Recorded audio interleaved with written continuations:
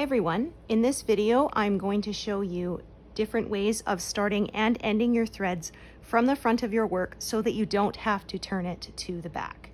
Saves you a little bit of time. All right, so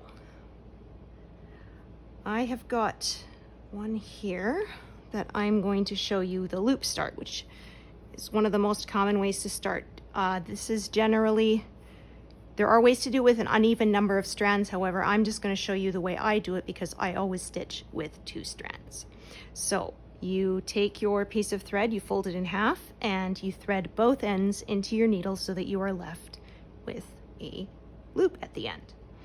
And then what you're going to do is from the front, go down and come up on the other side of that stitch. And then you are going to put your needle through that loop like this. And then you're going to insert your needle where it came up and then just pull it, and it's going to pop that loop right to the back. There, you see? And now that you can't see it anymore, you can just stitch as normal with it. And you didn't have to turn your work around. All right, I'm parking that in the next place I'm going to use it. So the next one I'm going to show you is how to finish a stitch from the front using pin stitch. Now I generally only use this with a lighter color so that I don't have to worry about it potentially showing through, although it's almost invisible if you do it right. So you have your threads, some go this way, some go that way. So you want to follow the direction of the threads. You'll get used to it after you do it a few times. So I'm going to do it right here. This is a vertical thread. So you're going to split between in the middle like this at the top, and then go right back down through the center of that. Now I'm doing this on 8 of fabric. It may be different on different fabrics, but this is what I use. And then you just gently pull it taut. And as you do it, you can see it almost closes right up around the stitch so that you can't see it anymore. Just do a couple of these. And I discovered just how secure this is when I tried to pull some out when I did it wrong, and it was very difficult. So trust me, that stitch is not going anywhere. And then you can just trim it off. That one's done. So that was the stitch. You can see there, it's not going to go anywhere. It's nice and secure. All right. So that's one way to end it from the front.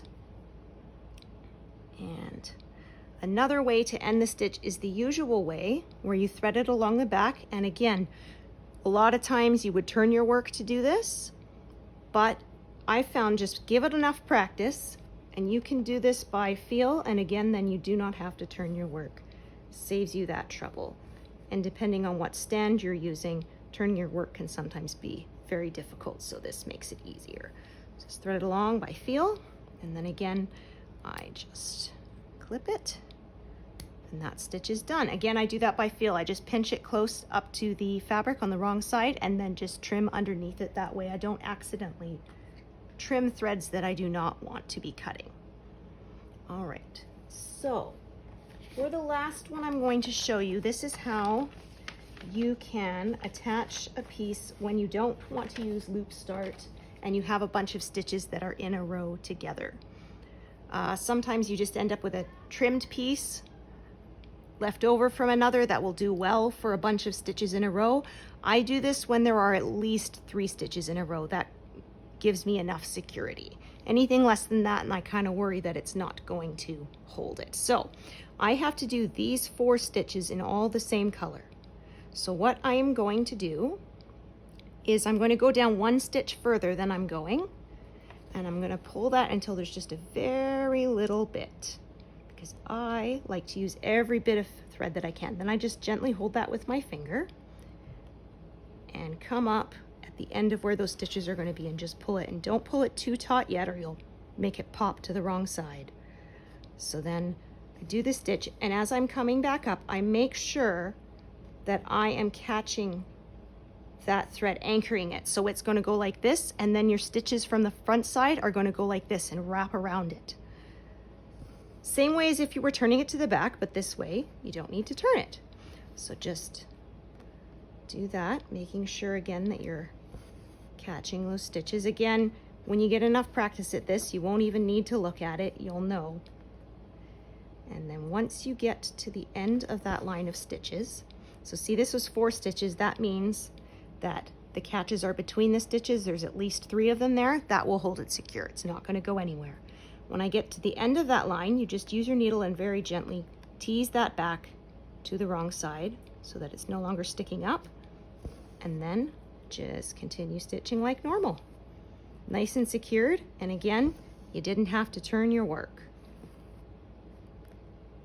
And then of course you can finish either with a pin stitch or with running along the back like I showed before, or in this case, if you're doing a color that needs to be carried somewhere else, just park it where you're going to use it next. All right, so I hope that makes it clear. Thanks for watching, everybody. Bye.